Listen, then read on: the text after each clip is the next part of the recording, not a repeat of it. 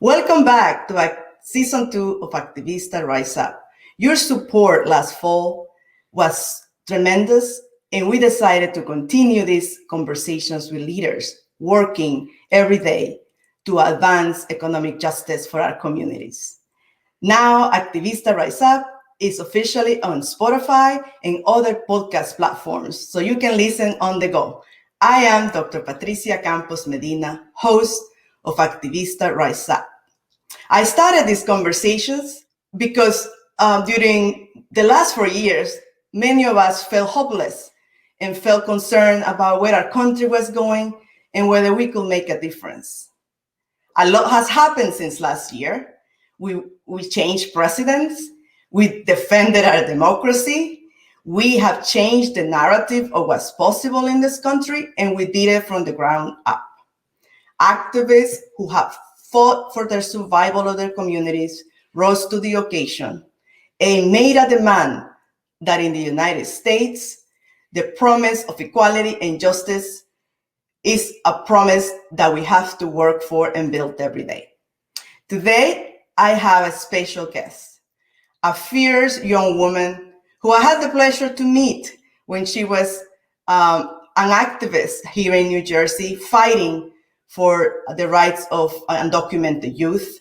She is a DACA recipient, but she's more than that. She is a leader, a social influencer, a change maker, and a storyteller. Sara Mora. Sara, I am so excited to have you join us. Hi, Patricia. I'm so excited to be here on your special show. It's such a, I see you and all that you're doing and how you stepped into your own story. And I felt like we need more young people to hear you and older people too, to realize that there's so much that we can do just by telling our own story about how we went, what we have to come through. So why don't you tell our listeners a little bit about yourself? You're from New Jersey. I met you in New Jersey when we were doing all the activism. But tell me a little bit about yourself. When people meet you, how do you introduce yourself? Yeah, I think now I'm more comfortable saying that I'm not just one thing, right? I'm comfortable sharing that I'm a digital strategist, but that I'm also an influencer, that I'm a poet, and that my passion for storytelling and human rights is at the intersection of knowing that creativity is how a lot of people in history have disrupted systems in place. But I was born in Costa Rica and I grew up in Hillside, New Jersey. And in my high school, I was part of a lot of programs that focused on student development for students that had lower grades. And I actually met you through a lot of women empowerment events. And I'm so excited to be reconnecting again because there's so much power in community and in mujeres coming together to empower each other about the initiatives they stand for. I started when I was 14 years old and I didn't realize it was activism nor that I was a leader because of it. But after I graduated high school, I interviewed the president of Costa Rica in Elizabeth, New Jersey. And after talking to him, to my shock, he didn't know what DACA was.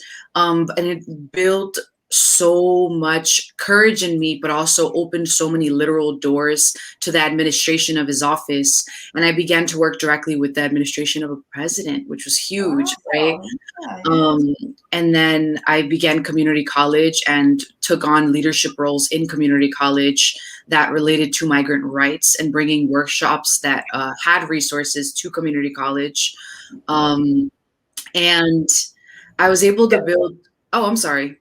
No. I wanted just to say that, you're from Costa Rica, but you were born there. Like I always say, I was born in El Salvador, but I'm American now because I've been here most of my life. I love El Salvador, but I consider myself American now. So when I met you, I was like, another Central American woman.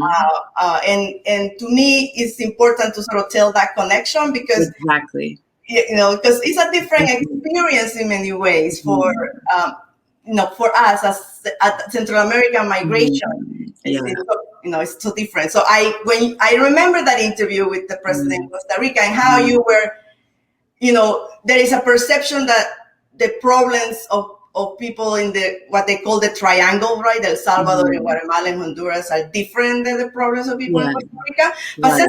But we're all the same. We're all Right. struggling for the same reasons. Yeah, no, and I think it absolutely is different where like I feel like Costa Rica has the role of like 100 different things compared to the rest of the countries, but I do think we do have that knit in history, and I don't know, the culture is also so similar in many ways. But I am proud to say that we are Central American, and to work to try to really connect the dots between other people that are from Central America that are leaders in the East Coast. Because when I went to the West Coast, there was such a big community of Central Americans, right? Yeah. Already gathered, and that were super just connected about the work that they did. So that's definitely exciting. Yeah, there has been a history of family separation for a lot of Mm-hmm. Central Americans. Absolutely. And I always feel like elevating the story of young people who have been able to walk through that and rise up and rebuild their families and rebuild their identity. I think it's helpful to begin to heal some of the mental, some of the emotional trauma of the migration and the family separation that is so real to our communities. I agree so much. I think there's so much work to be done, and definitely, I mean, that would be a start, right? I have so many friends that migrated for like extremely serious reasons.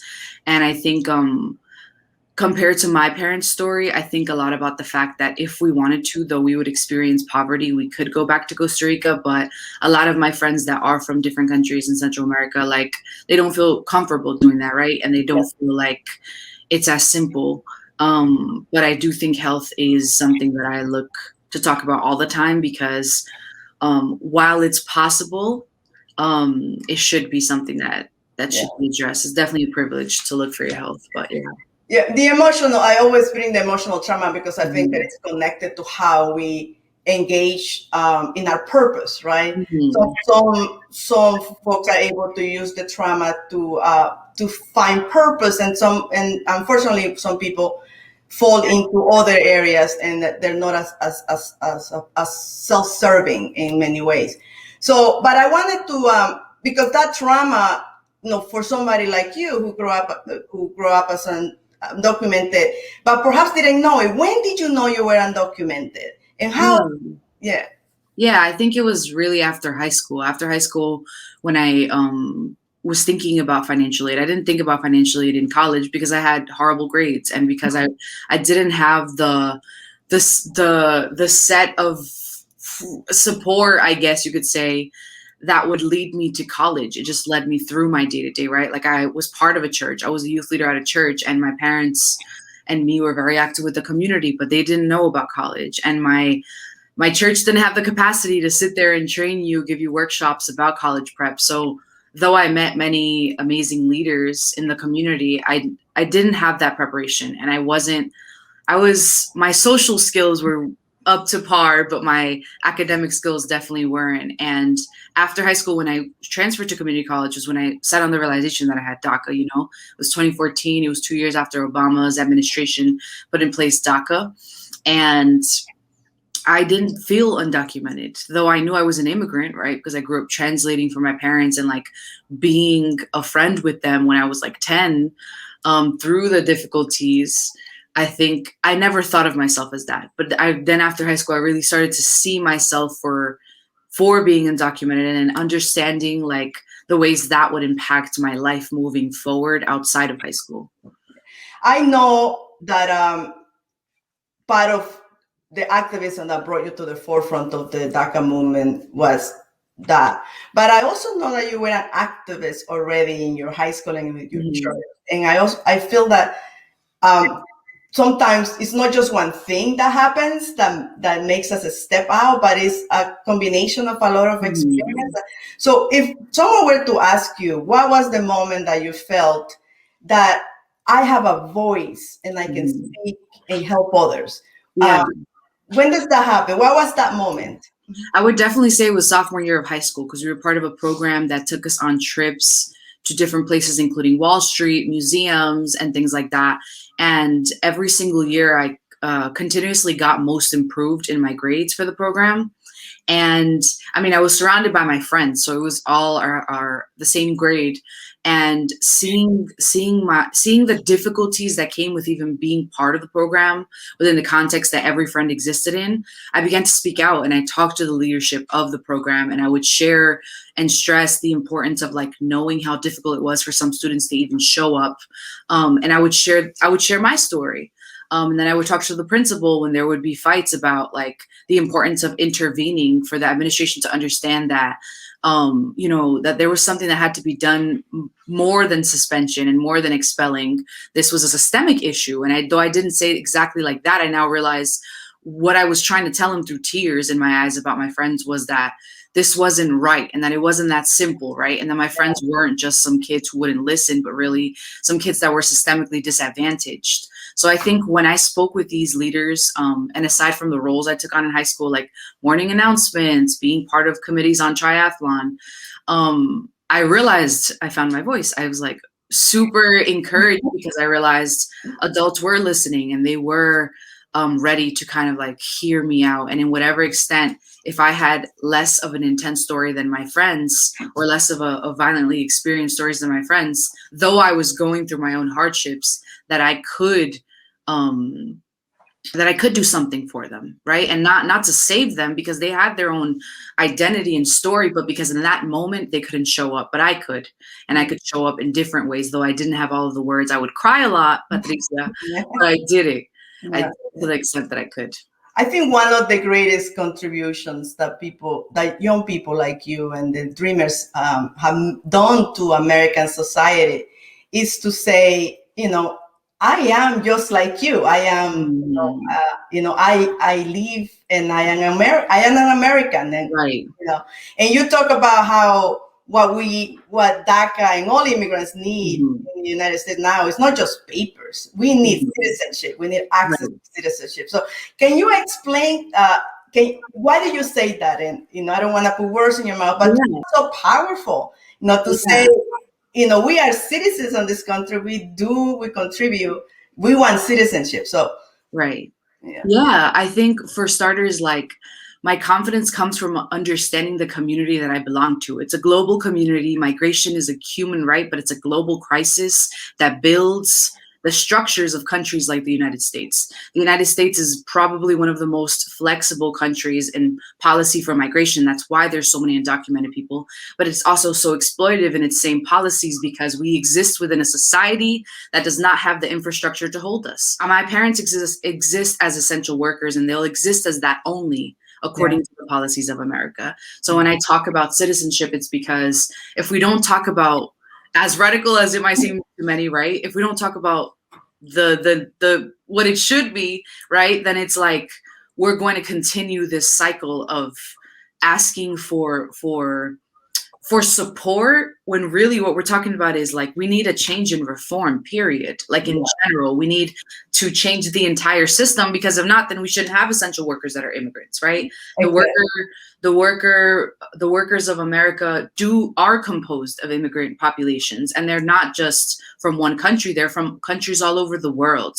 And they don't have their own agency because a lot of crisis that is in place in countries forces people to migrate for reasons that do not make them even wish to turn back. And so America is very exploitive. And if I belong to this country, I have a duty to stand up, right, and speak, regardless of how unidentified people call me because I'm undocumented. I'm still working here, right? And I'm still contributing to society many times more, not to make this an argument, but many times more than people that are born here. So I think, to my point, being an activist is an honor and my duty as a person who exists here, but definitely a reminder that we exist before systems that would choose us to not fight. But I would like to say that you sound like a political scientist. I am a political scientist. I say, the way you talk about what it is to belong to this society, and what immigrants are to this society. Because I truly believe that it's immigrants who keep the idea of America as a place of opportunity and justice alive. And that idea is kept alive by those who are excluded from what it means to be a citizen in this society. So through history, from African Americans to the Native Americans to now the migration from people of the South, is those and this is sort of like a revelation in political science. Citizenship is defined by those who are excluded by the society. In the United States, we see that all the time, right? Like African American has to define their citizenship and their belonging. And we, we as immigrants have to define our belonging in the outside of like society. So I applaud you for elevating that argument that we already belong. You just right. Give us that right. Yes. And I think there's so much power in holding agency for our communities, but individually, right? Because individually is the way that we really reflect to others the way they can hold agency, not because everyone's the same, but because, when we think of our stories and our individual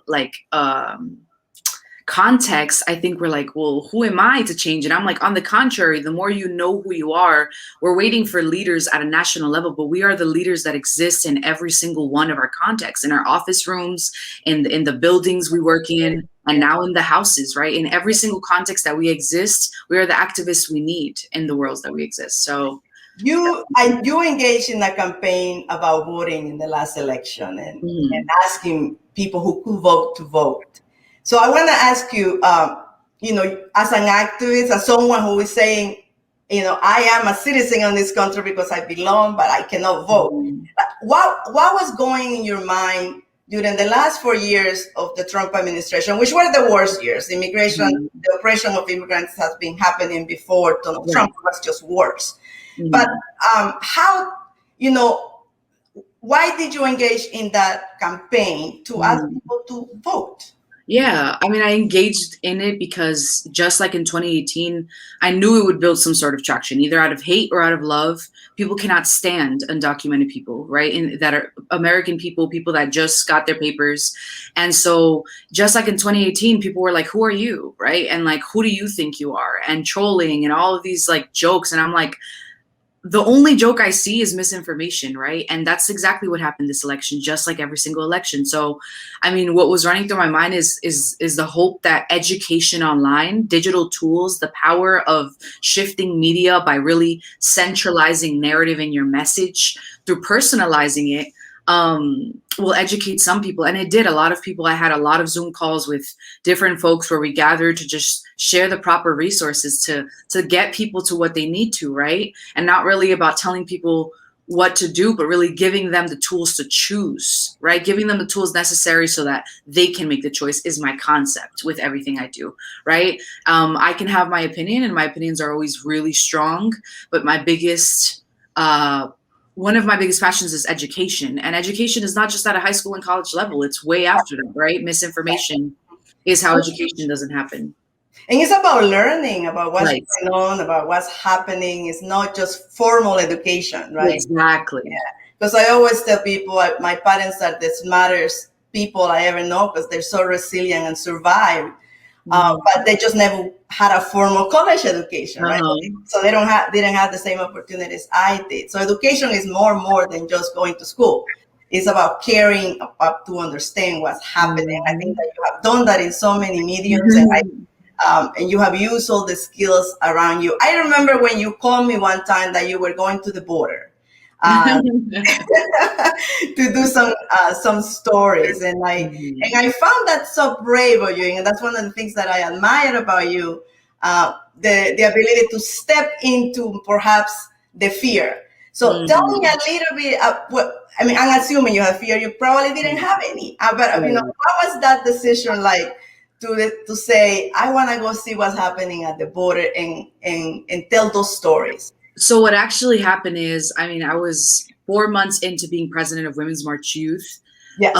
And then I got called in by an organization based out of New York that works directly with migrant and refugee rights. and they knew my passion for storytelling. I had been advocating about my passion for storytelling since like 2014, and they remembered. And so they called me and they said, Sara, you know, we have this opportunity for you to intern while we are at the border with media and storytelling. And I was like ugly crying. I was just like, I couldn't believe it, because I felt like that was such a responsibility. You know what I mean? To be at the border and to go into somebody else's community, regardless of how undocumented I am, is a privilege and is an honor, right? And then we left and we went, and I was there for 2 months. And it changed my life because, again, I've always had this passion for global perspective, and the importance of leaders in politics and everywhere having a global mindset is so critical to me. So being able to not leave the country but be at the border taught me a lot without even having to step out of place. I was just with the team. You know, they were very respectful of boundaries and like really just serving as resources for the tons of volunteers that come to the border, right? And I got to really just help curate posts while I was there, help redirect traction, right? And I'm still working to do that, because the work that I did those 2 months and then I went back a year, now is still work that I have to unravel, right? And when people come and say, what can I do for migrant rights? It's using that power of that question that people ask you to redirect that traction and to say, you can do this, and that. Choose. You have options. Migration is not something that can be solved through one organization, but rather through a collective of spaces. But being at the border really gave me so much gentleness that I needed, because it was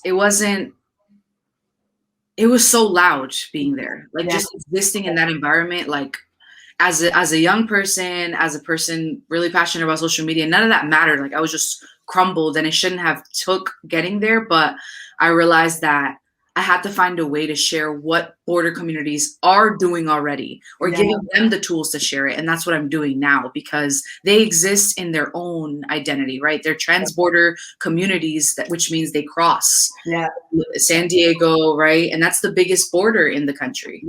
So one thing that you stated once that stuck with me is that when you started your activism, you started from a place of anger about, but now it has transformed into a place of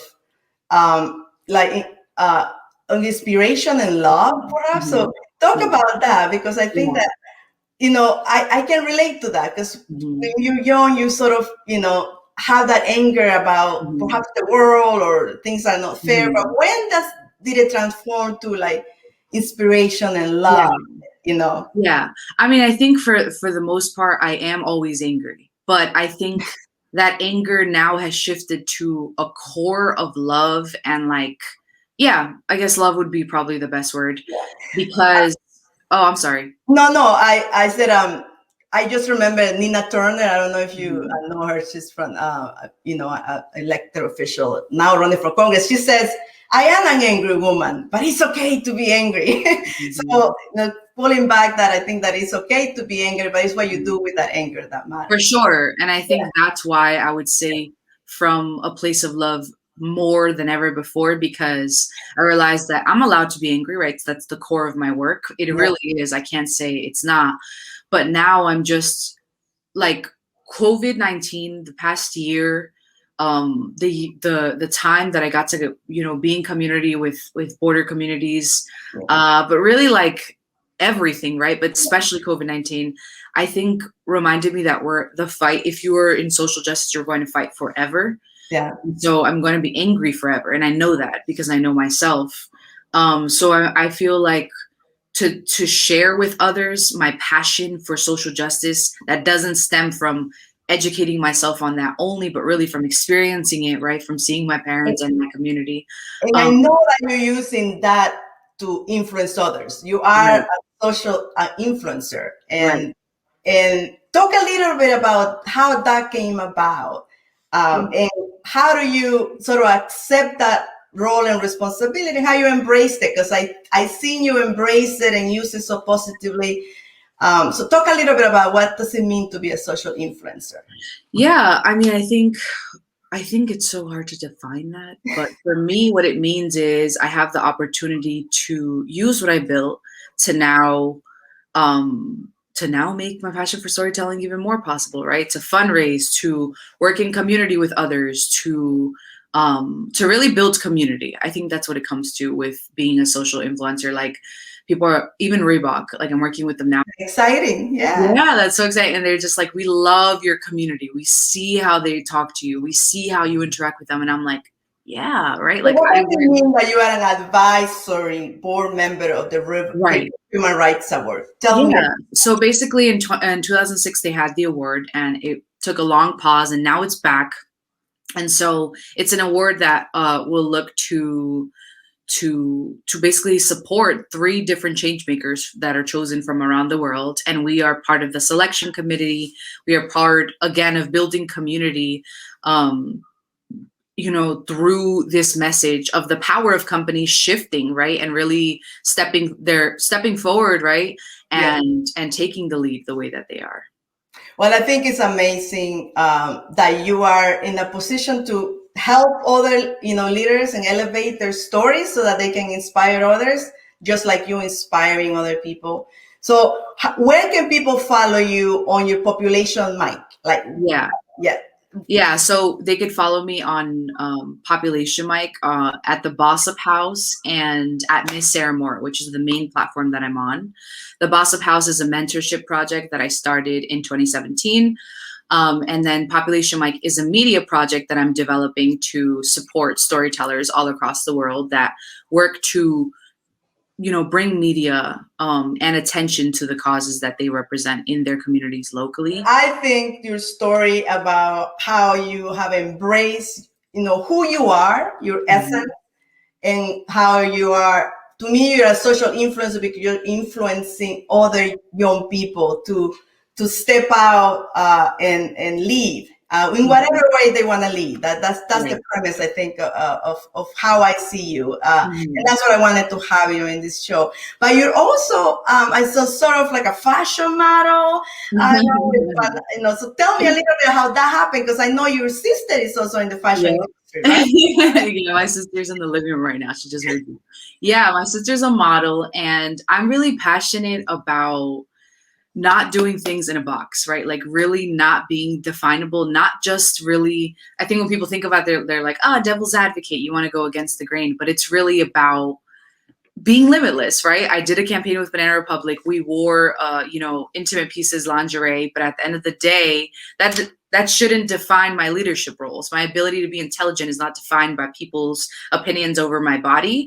And I think this last campaign in particular, because I was hired as a plus size model, was so special to me because I think being a Latina involves so much pressure on our bodies. And I've definitely been my fair share of a size 4 and 6. But this time around where I'm a size 14, I think there's been a lot of desire for me to share that I am confident, right? And that even if I do, or as I do, right, get more in shape or get more whatever the heck, the point is I still love my body. And I hope that through doing things like that, others are encouraged to feel, more in love with the power of that, And I think that's the beauty of the work that you do, that you embrace your whole self and you encourage others to say, we are beautiful, our stories are beautiful, and we ought to embrace what that is. What is it that you would tell a young person who they don't know what to do? Like, what advice do you give them? I would say, number one, don't take no for an answer. Like I got so many no's and super pushed to the side when I was younger, but I realized that I was onto something. So find the thing that makes you, that you're talented with, or that you have a passion for, really, and use that. Like if you want to use it for social justice, it's so possible. You don't have to get institutional approval to be good at something. If you're good at drawing, if you're good at speaking, if you're good at writing, you're good at it, and work your way to building your own identity with that by just sharing your work. This all sounds easier said than done, because it was definitely hard when I started. But I think little by little, when I did share, I realized there were a lot of other people who were scared too. And that built a community around people who saw you being vulnerable and were like, oh, wow, you're brave for that. I want to do that too. Well, I think you are brave, you're fierce, you're inspiring young people, but you're also inspiring adults.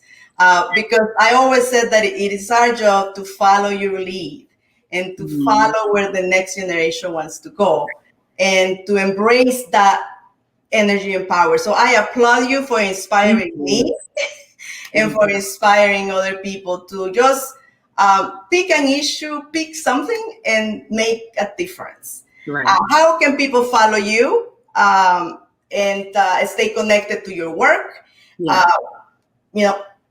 Yeah. So people can follow me at Miss Sara Mora, and there is where I house the rest of my projects. They can also look me up at www.misssaramora.com. And I'm pretty fluent about my DMs. So if people just send me a message either there or Facebook. My names are pretty similar all across the board, and I try to keep the same pictures on social media. So yeah, I'm excited to talk to people. Well, excellent. I know we could have talked about the elections, the new president, immigration reform. Perhaps I'm just going to have to bring you back to talk about that. Yes. So we are almost at the end, but I want to say that one thing that stuck with me, I want to elevate is how you elevated the need to be a global citizen, but act locally.